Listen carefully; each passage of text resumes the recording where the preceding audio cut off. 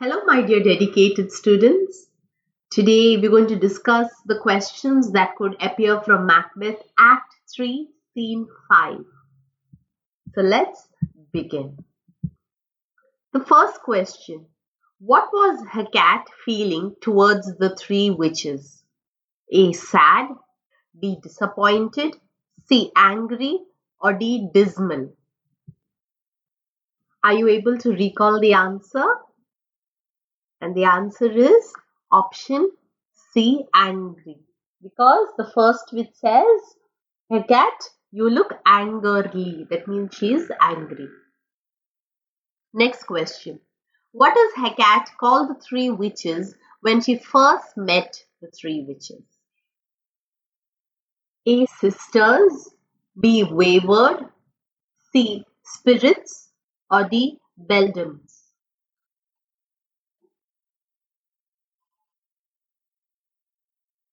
So the answer is D.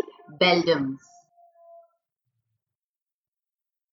Next, why was Hecate angry with the three witches? A. They gave Macbeth prophecies about his future without telling her. B.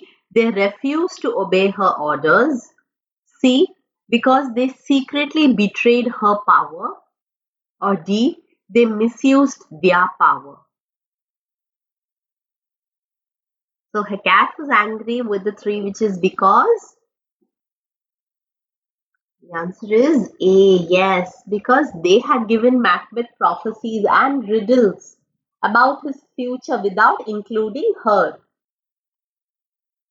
Next, which among these does Hecate not tell the three witches? A. I am the mistress of your charms. B. I am the most powerful witch in all of Akron. C. I am the close contriver of all harms. Or D. I was not called to show the glory of our art. So you have to mark an answer that was not mentioned by Hecate.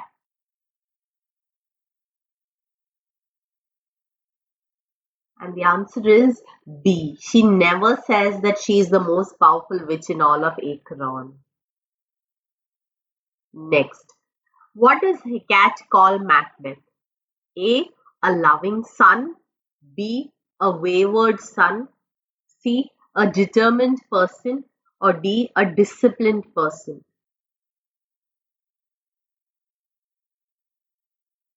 So answer is B. A wayward son. So if you remember in the passage she says, and which is worst of all you have done hath been but for a wayward son.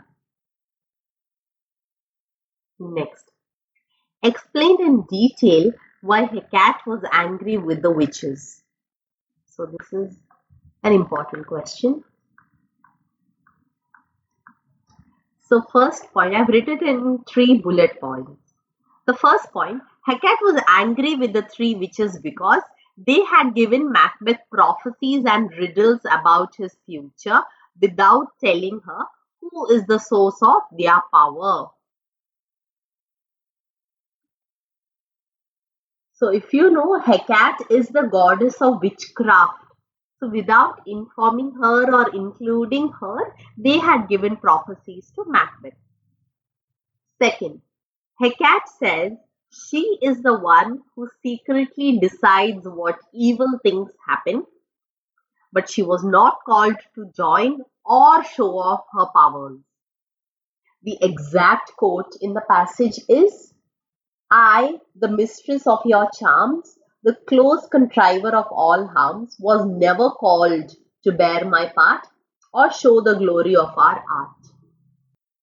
And the third point, what does she say? Even worse, they did it all for a man who was unreliable, spiteful, wrathful, and who chases only after what he wants and doesn't care about the witches. So that's why she calls Macbeth a wayward son, because she wants to indicate that Macbeth is unfaithful to the evil spirits whose actually instructions and lead he follows. The next question. How can the witches make amends now? A. By giving him the true prophecy. B. By asking for Hecate's forgiveness. C. Meeting her by the pit of Acheron and do as she says.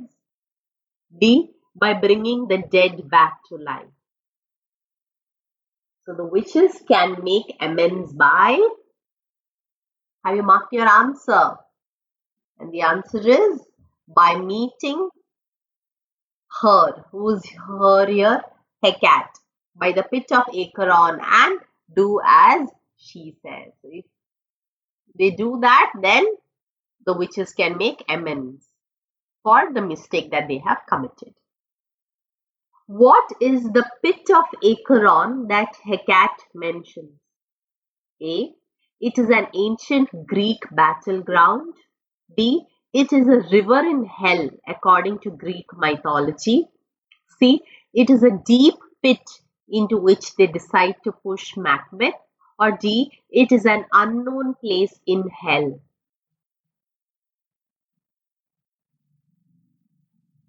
So I've mentioned this in the video that it is a river in hell. Okay. Next, what will Hecate spend the night doing? So Hecate will spend the night working on a terrible and deadly outcome for Macbeth so that he has a dismal and a fatal end. So she will spend the whole night working on something terrible so that Macbeth has a fatal end. Hecate asked the three witches to come to Acheron with A.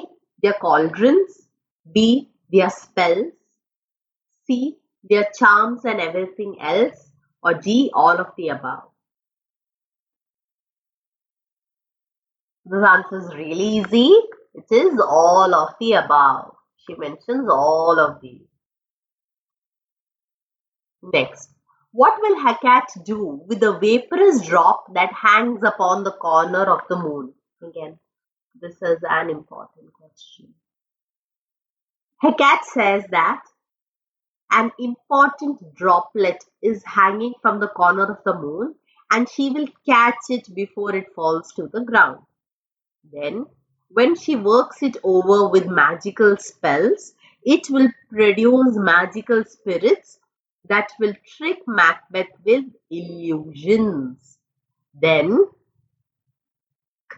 when he walks right into the illusions, it will cause his ruin or destruction. So he will be fooled into thinking that he is greater than fate. He will mock death and he will think he is above wisdom, grace and fear. So he will become overconfident. He'll think that he is above wisdom and grace and he will become fearless. He will think that he is greater than fate and nothing can happen to him. He will not die. So he will start mocking death as well.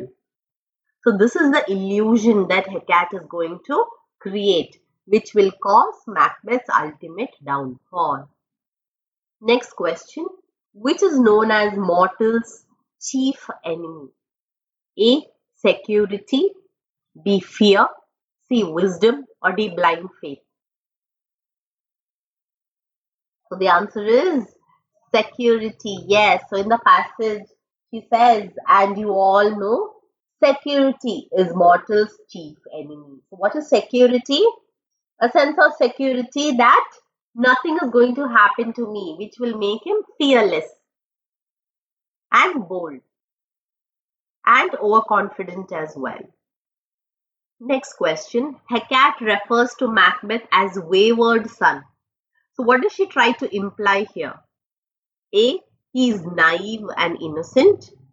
B. He is blinded by his wife's ambition. C. He is lost and needs guidance. Or D. He is selfish and unfaithful.